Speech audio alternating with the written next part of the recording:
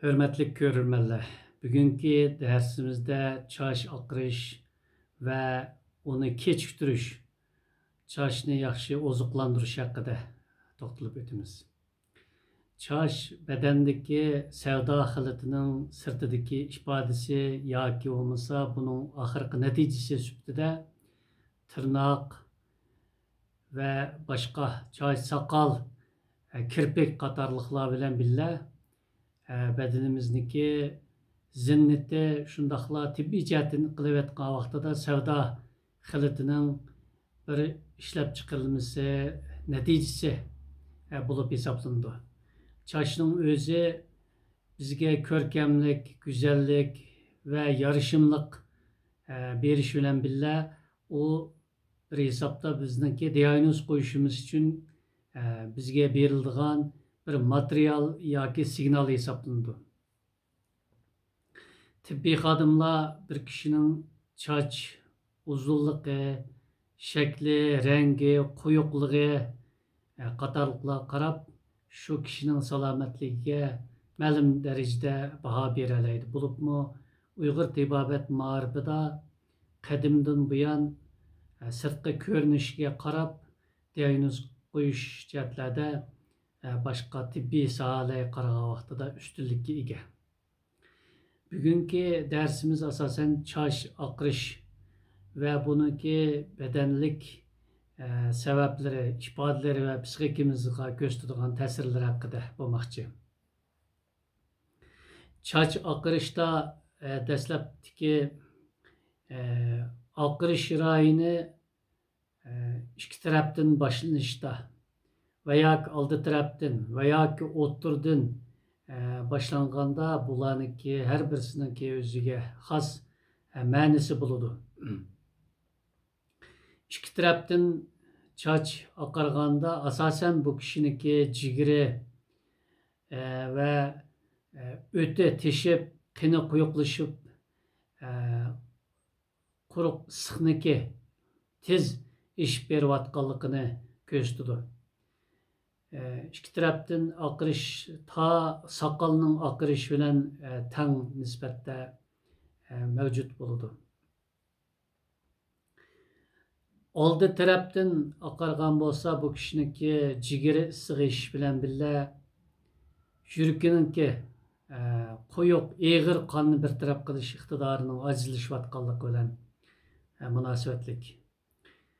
O'tira ve keyni taraftan aqırışqa başlagan bolsa bu kişininki miği qan tomirlarida tosuluş yoki miğinin yeterlik derecede ozuqlanmasligi bilen münasebetlik mevcut bir bedellik halatimizni köstüp durdu.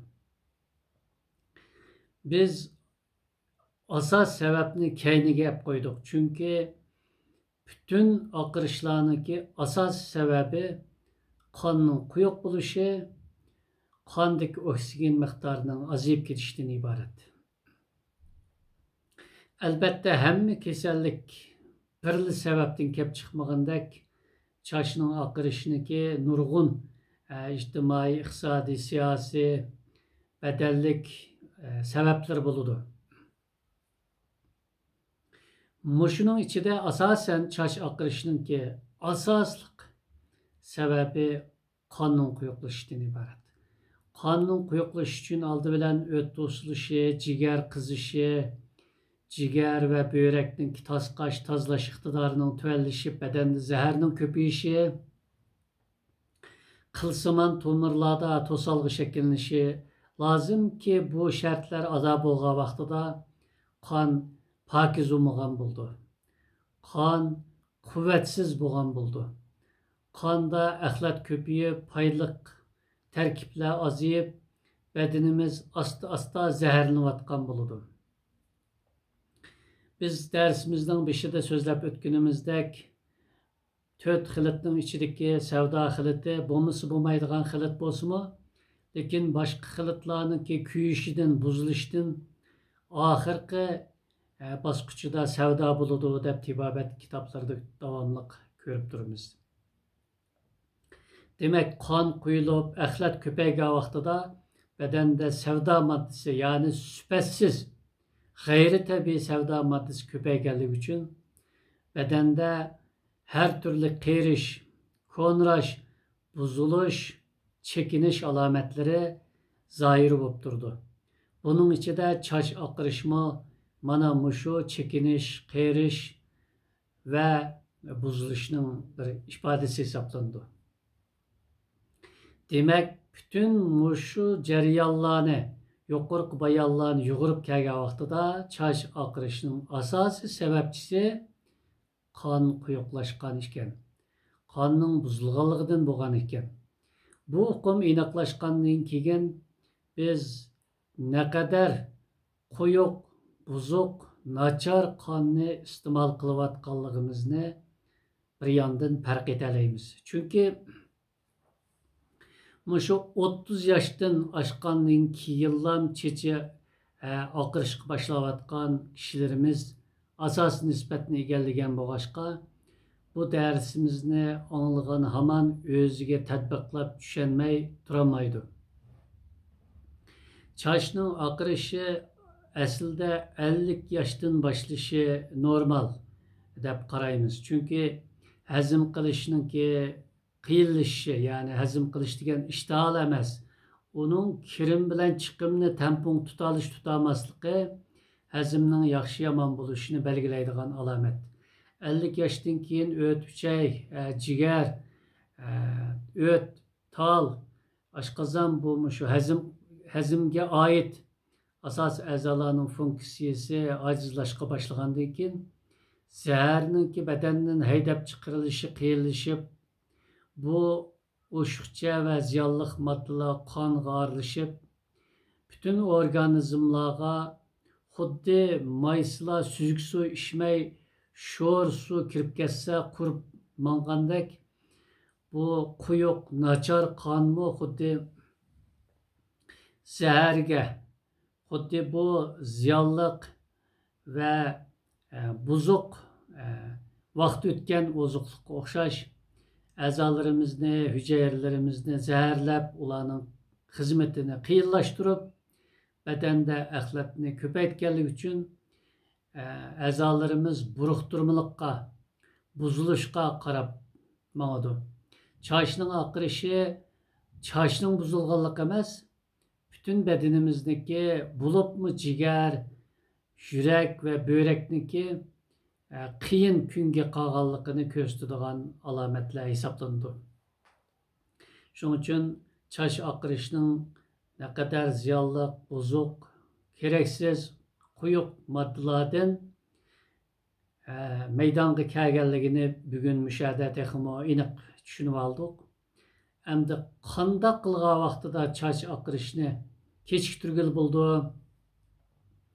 qanday qilgan vaqtida chiroyidan, chechidan yosh ko'ringil bo'ldi degan masalani yechishga kelamiz. Yuqoridagi asos qonuniyatni tushunib olgandan keyin bu leksiyaniki keyingi qismlarini anglamayla shu xulosaga keladi. Demak, biz oz va soz tomoq yeyishimiz kerak ekan. Qinimizda zaharni o'zimiz ko'paytib olmasak bo'ldi ekan. Cho'ng kichik tartibimiz ravon bo'lish kerak ekan. Akşamı bek kech qolgan vaqtida tomoq yemasligimiz kerak ekan. Kechikilab tomoq yeyish, bek tuzliq yeyish va bek to'yib tomoq yesak, zahar ko'payib, qinimiz buzilib, chiroyimiz satlashib, chechimiz baldir oqirdi ekan degan xulosani balki men so'zlab bo'g'icha maylanga buning chorasimi ayon bo'lib bo'ldi. Demak, ko'proq chiniqayli, oz ammo quvvatli tomoq yeyli, tomoq kechlik tomoq bek kechib qolmasin, umidvor bo'layli, kishilar yordam qilishni odatimizga aylantirayli, kishilarning ruhini ko'tarishga, ularning iqtisodini, qalbini yaxshilashga bir hassimiz bo'lsin. Bu dunyoda yaxshi nom, yaxshi izimiz va yaxshi xotirlarni qoldirib qo'yayli degan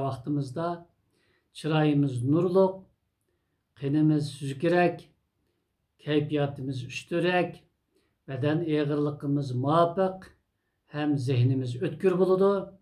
Şu sebepten mi çırayımız tebessüm bilen, pakıraqlık bilen, çeçimiz mi özümüzün yeşidin sel kiçigirek ifadeleri bilen bizge körkemlik ata kılıp durdu.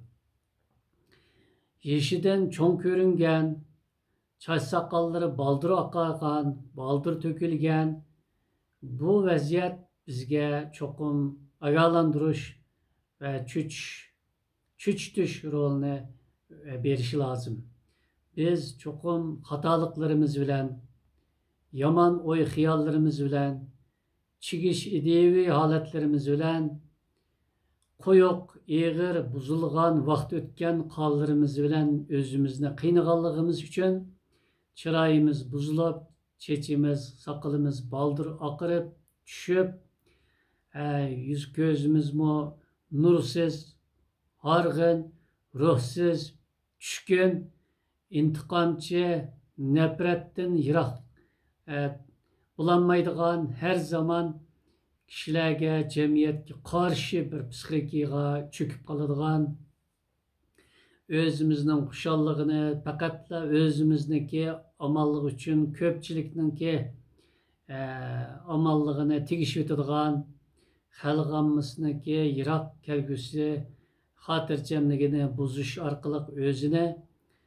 naiti kahraman köstüdüğan müşünda kılmışlarının aslında qenimizni buzduğanlıqını, çırayimizni ve çaç sakalimizni ufpırtıdığanlıqını, özümüzni ve köpçülükni ten koymaslıktan kep çıkan her türlük besleşiş, buzuluş, psikologiyalik tosalgıla, şundakla melli bolsam digen manı şunda qara oy fikirlerimizden çıray şeklimizni buzduğanlıqını mı bu yerde düşünüp alalayımız.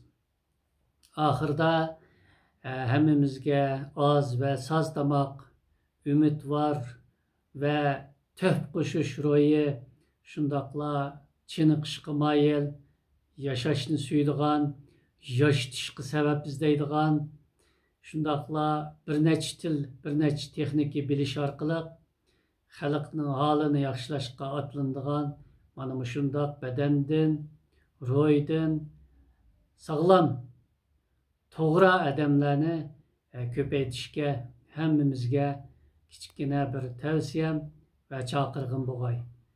Çaç sakalımız, kıyafetimiz, sima, çırayımız tamamen içki dünyamızdaki güzel, pakiz buluşuq bağlıq. Şunun için özümüzni asrayla, birbirimizni asrayla, birbirimizge sığlaq, xuşallaq, töhbə ve yardımda bulayla bugünkü dersimiz müşagiç oldu. Xeyr, hoş.